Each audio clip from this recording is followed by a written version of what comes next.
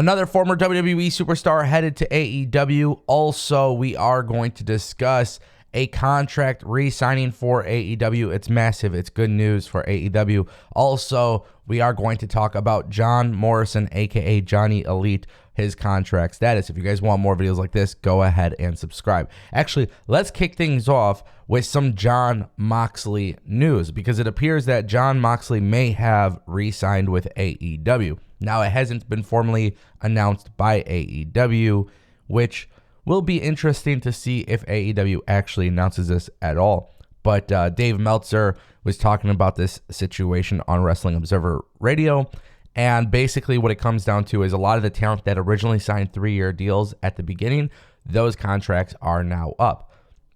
So there is a very high likelihood that John Moxley may have re-signed with AEW. To be honest with you, if you read the Moxley book, then you would know that John Moxley going back to WWE, I mean, it's possible under the right circumstance, but highly unlikely. And for that reason, I think it's just important that people realize, like, you know, people are going to leave AEW. They're going to go to WWE, right? It's inevitable. Some people are going to leave WWE and go to AEW. Again, it's inevitable. But what you need to realize is that there are going to be talent within those companies that will not leave those companies. Kevin Owens and Sami Zayn stayed with WWE. John Moxley staying with AEW makes all the sense in the world. I hope within the next few years, however long John Moxley stays with AEW, I hope he continues to be an important part to AEW. I don't want to see him lost in the mid-card. I don't want to see him get buried. I don't think he will, to be honest. I think John Moxley is one of the guys for AEW. So I'm glad if he is in fact staying with AEW. I'm happy not only for him, but I'm also happy for AEW, because John Moxley and AEW, it just fits. It works very well. Plus, as anybody knows, if you guys watch the Angle Show live on Twitch, link in the description, cheap plug, you would know that Blackpool Combat Club is my favorite part of AEW. Now, with that being said, guys, let's talk about Johnny Elite, the man with many names. Oh my God, it's so funny sometimes just thinking about it. Johnny Caballero, Johnny Game Changer, Johnny Impact, Johnny Mundo, Johnny Elite. If John Morrison ever wants to come on the Ango Show live on Twitch, Johnny Ango Show. Look, guys, my point here is that a lot of people have been asking me, whether it's in the Discord, whether it's on Twitter, whether it was on the Twitch, hey, what are the updates on John Morrison's contract situation? Because he joined AEW for a debut match in a tournament and lost. And people were kind of shocked by that. They were blindsided by that. So yes, he did debut. Yes, he did defeat Samoa Joe. Or I'm sorry, he lost to Samoa Joe. But yes, he was in the match against Samoa Joe. Now, with him losing, people are curious as to why. Well, John Morrison is not being signed to AEW. As far as we know, there's actually not even been a contract offer. They are looking at possibly bringing him in as a per appearance type of thing. The belief is that they wanted Samoa Joe to verse somebody with a notable name that can afford to take the loss, essentially. So, which makes a lot of sense. I mean, honestly, maybe I didn't like the idea of John Morrison debuting and just losing like that, because we saw how he got buried in WWE. But I do understand the business decision to have Samoa Joe win just like that. Now, with that being said, Johnny Elite, this guy's everywhere, which is great for him. It helps his stock. It appears that everything went smooth. You never know. There could be options in the future for him to come back, maybe even more appearances, whatever it may be. I think there's opportunities, but as of right now, he is not signed with the company, and there are no plans to sign with the company. I also want to make it very clear. John Morrison is working in AAA, and he is working in GCW, and he is working in all of these companies.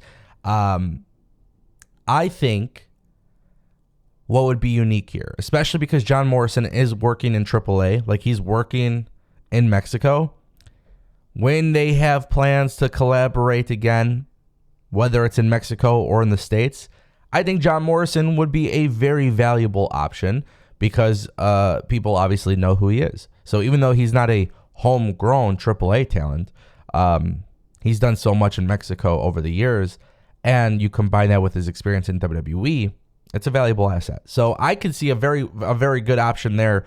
This might not be the last time we ever see John Morrison, but I think this might be where, hey, the opportunity, the door, the forbidden door can open. So very interesting stuff. What do you guys think about that? I'm not too mad about it. I get it. Yeah.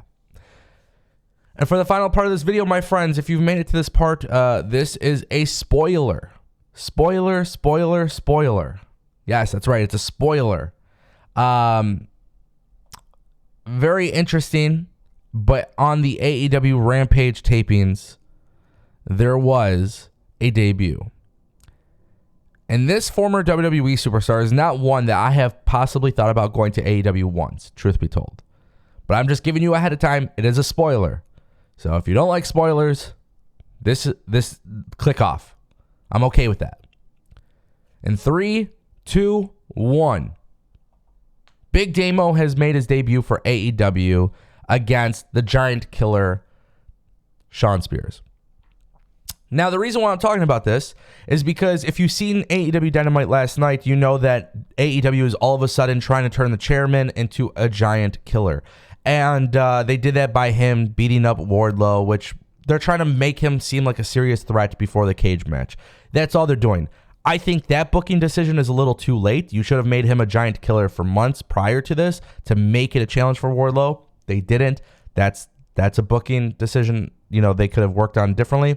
However, Big Damo goes into this, and again, this is all spoiler, as I mentioned previously. Big Damo loses in this match. According to fans in attendance, he loses this match. This match was designed to put Shawn Spears over as a giant killer. And look, that's what AEW's new solution is. They're not going to sign these guys. They're going to bring in notable names for these matches and essentially say, hey, we need our talent to go over you, because they don't want to do a traditional squash match, which I'm not even mad about that. I don't hate this idea. What I hate, is the idea of like somebody like Big Damo. Killian Dane was awesome in WWE. He was awesome in NXT. And I figure he would be awesome in AEW, right? Like, I figure he would be awesome anywhere. But at the same time, too, if you put him in here and have him lose a quick match and then you don't sign him, like, I don't know. To me, it's just a weird situation. But yes, Big Damo's in AEW for his debut match against Shawn Spears, and it's very similar to the John Morrison situation. There's no belief that he signed with the company. I would like to think at this point AEW is going to continue doing that. There's a large list of free agents, and I think you will know the difference. Some guys are willing to come in and lose. Some guys, my guess, and I'm just speculating, but somebody like Bray Wyatt probably wouldn't be doing this, right? But we'll see what happens. It's going to be very interesting. What do you guys think? Let me know.